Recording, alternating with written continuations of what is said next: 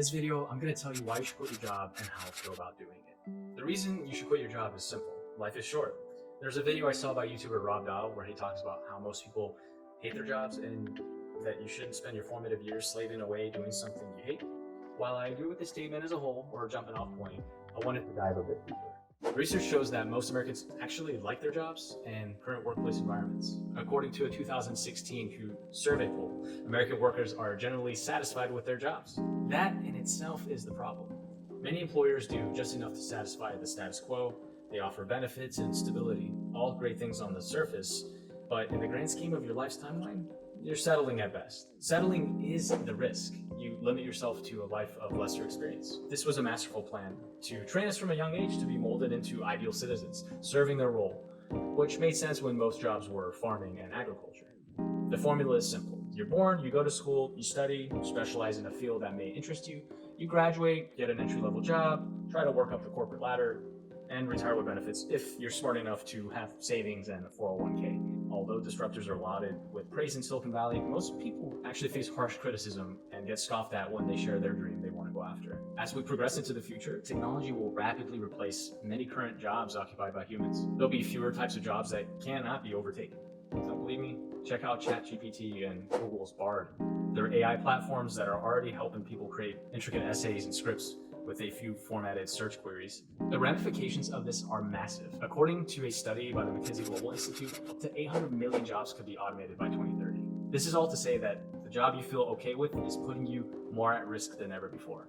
You need to take on work that evokes passion and taps into your creativity. The sense of security that you might feel from your job is more of an illusion now than ever before. The good news is, it's never too late to make a change and pursue your dream job. Successful people in a variety of fields, such as Steve Jobs, J.K. Rowling, they all took risks and made changes in their careers later in life.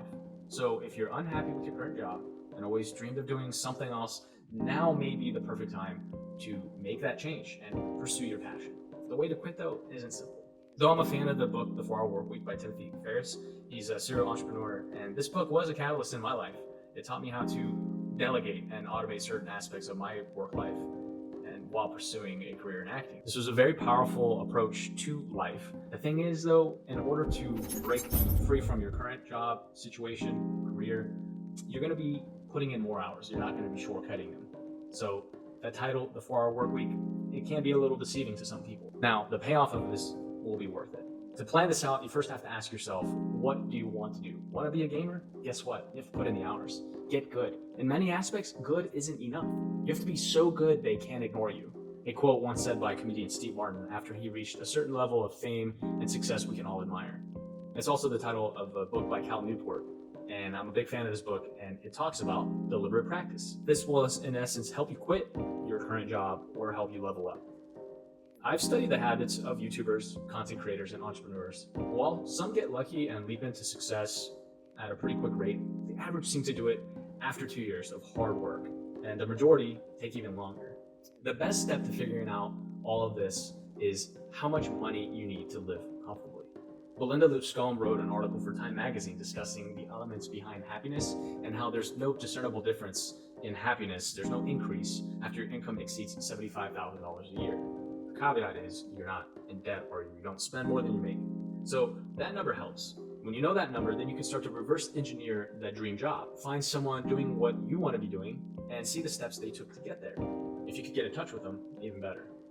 There are traps people fall into: debt, other people's advice or feelings, shame from the time you spent in college. I've been there. You have to overcome those obstacles. It's the only way. You have to get over yourself.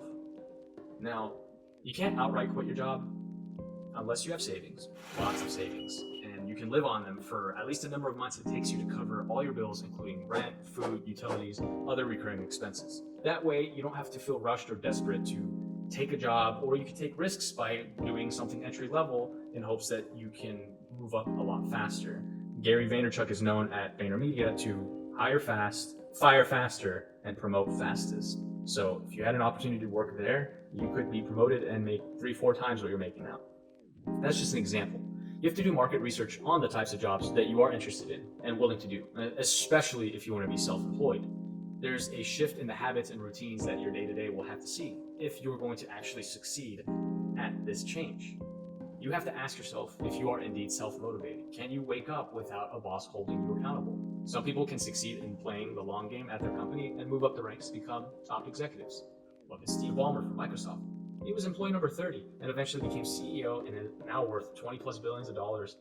He even bought the Clippers a few years ago for $2 billion. If you are happy at your job and okay living the way you are, then congratulations, you've already won. But if you're looking to upgrade, enhance your life, or do something that makes you not live for the weekends, then I challenge you to quit your jobs and follow the steps I'm about to outline for you.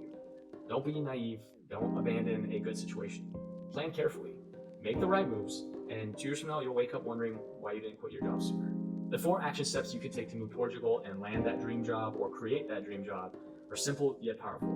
Number 1, routines. Work out or walk. This helps with creative thinking. The more predictable your day-to-day becomes, the more freedom you'll have in other areas of your life. You'll be able to tap into creativity in ways you never thought possible. You also have the mental bandwidth to act on it. Tidying up your space and limiting the number of decisions you have to make towards your wardrobe or daily meals are also great examples. Number 2, networking or asking for help. Connect with people in person if you can. This will separate you from the masses. Start networking and reaching out to people in your desired field. Attend industry events, join professional organizations. You can find some through Meetup, which I have done before, and then also connect with people online via LinkedIn and some of the other social media sites. Building relationships and getting your name out there can open up opportunities that might not otherwise have been presented to you. In fact, some people, when you are top of mind, if something comes up, they'll think about you and they'll present you with that opportunity. It's spontaneous, and getting out there, meeting people in person can help elicit that spontaneity. Stuff can all be done online, but you'll have less competition if you go out of your way to build connections with people. 3, wake up early or stay up later. I did a video on how waking up every day at 5 a.m. changed my life, but in this case, either approach works. Sacrifice a bit of that Netflix, Hulu, or HBO Max. It's only considered a sacrifice to your current self because you're missing out on an instant form of gratification, which tends to help people forget their mundane or stressful existence. Your future self, though, is screaming at you. Just do what it takes. You'll have more time to Netflix later. Number 4, read something specific in your field. Magazines, books, popular blogs. Avoid video. I think you should give your eyes a rest. I'm convinced that reading activates part of the imagination in ways that the medium of video doesn't. Video is like our planet, fast, yet defined by structures, and it's limited. Reading is like the universe, ever expanding to infinity. Hope you like that little analogy. You'll also have less of a tendency of falling for clickbait or going down into rabbit holes of research on a random topic. These platforms are designed to colonize your attention. Read if you can, but if video is your thing and helps you learn, outsmart yourself by limiting access to certain websites that you know will pull you away from the goal. Most of these recommendations are offline action steps because many of you will be able to do the online stuff pretty quickly and painlessly. But getting out of your comfort zone and connecting with people in the real world will, for 1, make you more memorable, giving you an edge over your digital counterparts. And 2, it'll help you break free from the distractions of monitors and from dopamine drips from social media, dings, DMs, likes, and all that jazz. As an actor living in LA, I had to be able to bounce from one job to another as to stay flexible for auditions. Pre-COVID, driving hours to and from auditions was the norm. So if you didn't make an audition, your agent or manager would either scold you or drop you. And some casting offices would stop bringing you in. So in order to preserve my ability to audition, I worked a lot of jobs.